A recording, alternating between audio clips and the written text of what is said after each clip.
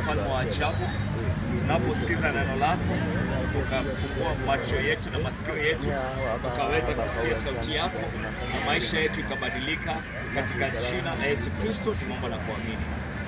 Amen. Amen. Nataka niseme ya kwamba Mungu anakupenda jinsi wewe ulivyo. Jinsi maisha yako ilivyo siku ya leo, Mungu anakupenda vile ulivyo, hata kama mambo mengine yanaweza kuwa ni magumu na ni mazito.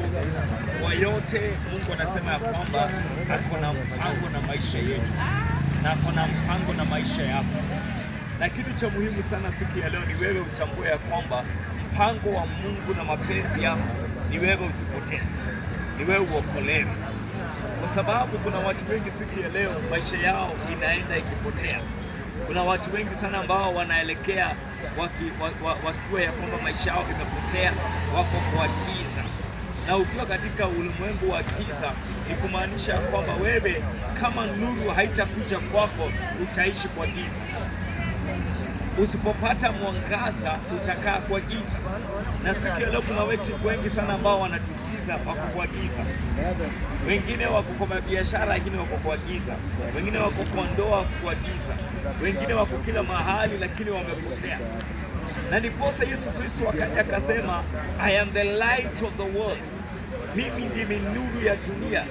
Ukinipata mimi, you will never walk again in darkness. Hautaitembea tena katika giza. Ukitembea katika giza ni kumaanisha kwamba hata hauoni barabara.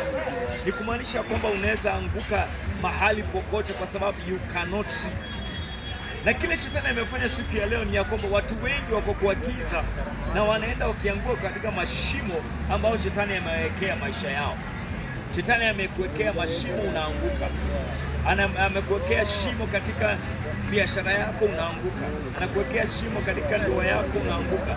Anakuwekea shimo kwa sababu hauoni vizuri, unajipata ya kwamba kila wakati unaingia kama shimo ambao shetani amekuwekea. Lakini Yesu Kristo amesema kwamba mimi nimekuja ili ambao wako katika giza wapate nuru. Kwa hivyo wewe siku ya leo kama unanisikiza na uko katika giza, mapenzi ya Mungu ni wewe uokolewe. Mapenzi ya Mungu ni wewe macho yako yafunguke ili ukaweza kuona mpango wa Mungu juu ya maisha yako. Kuna yule ambaye akupangii jema, naye ni shetani. Kazi yake ni tatu: kuua, kuharibu na kuangamiza. Lakini Yesu Kristo anasema kwamba mimi nilikuja ili yeyote amwaminie asipotee, bali awe na uzima wa milele. Kwa hivyo siku ya leo nataka nikukumbushe ya kwamba uko na uamuzi ya kupokea neno la Mungu. Uko na nafasi ya kuchuana na Yesu Kristo na kumfanya mwokozi wa maisha yako. Ndugu yangu ni nani? Mohamed, wewe umesikia habari ya Yesu Kristo? Unajua kwamba Yesu Kristo anakupenda. Si unajua anakupenda? Kwa sababu anakupenda, mtu akikupenda huwa anafanya jambo la kuonyesha kwamba anakupenda. Na kukupenda ni ya kwamba alitoa maisha yake msalabani kwa ajili yako ili usipotee. Siku ya leo kusimama mbele za Mungu akuulize, mbona nikuruhusu kuingia katika uzima wa milele? Utasema uko na jawabu? Sasa jawabu ambalo litakusaidia ya kwamba leo ukisimama mbele za Mungu akuulize, mbona nikuruhusu kuingia katika uzima wa milele, utasema ya kwamba ni kwa sababu nilikupokea wakati nilikuwa duniani. Nilipokea msamaha wa dhambi. Nilikukubali nikiwa duniani. Na ukimkubali ukiwa kwa duniani, hata mbinguni atakukubali. Na ili umkubali lazima ukatae shetani, ukatae dhambi, na useme mimi nafungua maisha yangu kwa Yesu Kristo. Nafungua moyo wangu kwa msalaba.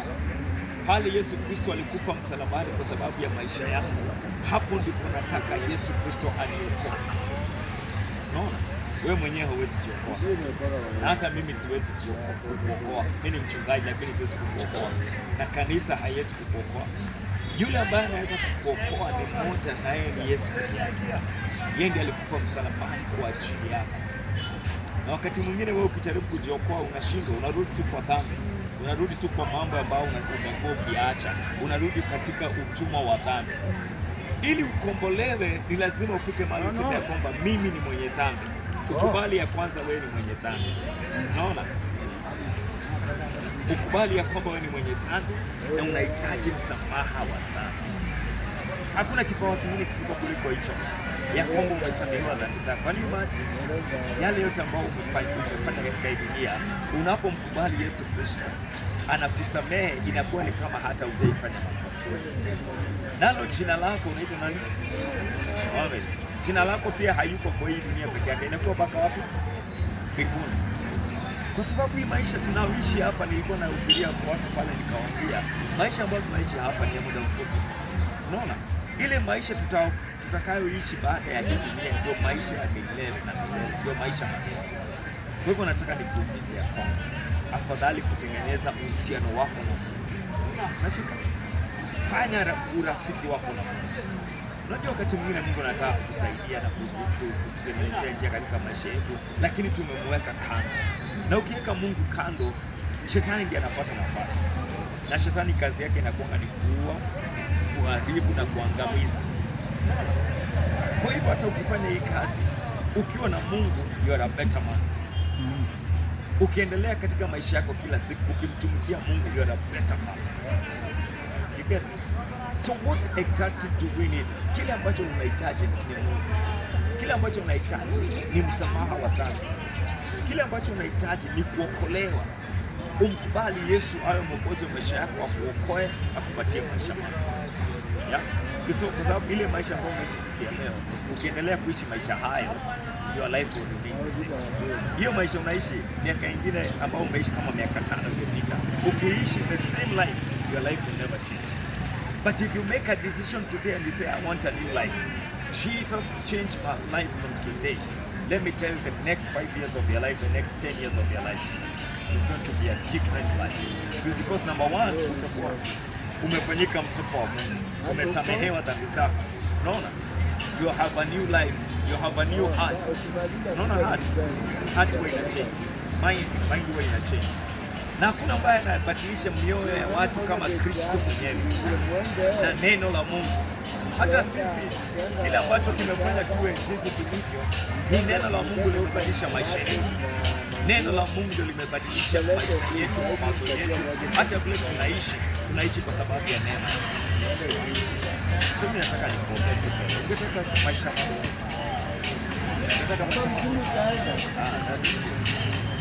Kama unataka maisha mapya na ni bure. Salvation is a free gift of God. Hakuna kitu unaitishwa. Salvation is only to believe in Jesus. If you believe in Him, that Jesus Christ died on the cross and He rose again, is forever. That's why it's a free gift of God. Ni kipawa kile ambacho Mungu anatupatiana. Kwa hivyo kile nataka nikuambie, utaomba ombi fupi sana. Ombi la kusema kwamba Kristo Yesu niokoe, nifanye kitu kipya, nipatie maisha mapya na nipatie shida. Lakini sasa unajua ni lazima ukubali Yesu Kristo. Kwa sababu acha nikwambie kitu kimoja, Kristo Yesu ndiye anatupatia uzima wa milele. Hakuna yeyote anataka uende uangalie. Angalia na ufanye research yako vizuri. Hakuna yeyote katika dunia alisema haya matatu. Akasema mimi ndimi njia, mimi ndimi ukweli na mimi ndimi uzima wa milele. Nataka uende ufanye research yako. Who has ever said those three words? I am the way, I am the truth, and the life. Only one man. Jesus Christ. No one else ever said those words. So I just want to pray for you. Mimi nataka nikuombee kwanza. Na niombee hata watu wale ambao wananiangalia sasa hivi pale. Kama hujaokoka na kuombea sasa katika jina la Yesu, ukamkubali Yesu kwa sababu Yesu peke yake ndiye anaweza kukuokoa. He is the way, He is the truth, and He is the life. And if you receive Him today, you will receive forgiveness of sins. You will receive eternity with God. And your sins will be forgiven and your name will be written in the book of life. So wherever you are, pray with me. Omba nyuma yangu, sema Bwana Yesu. Bwana Yesu. Siku ya leo. Nakuja kwako. Mimi ni mwenye dhambi. nisamehe. Andika jina langu kwa kitabu cha uzima wa milele. Kuanzia leo ninaamini umeingia ndani yangu, umeniokoa, umenisamehe, unifanye kiumbe kipya. Ninakubali, nakataa shetani, nakataa dhambi, nakubali Yesu. Amen.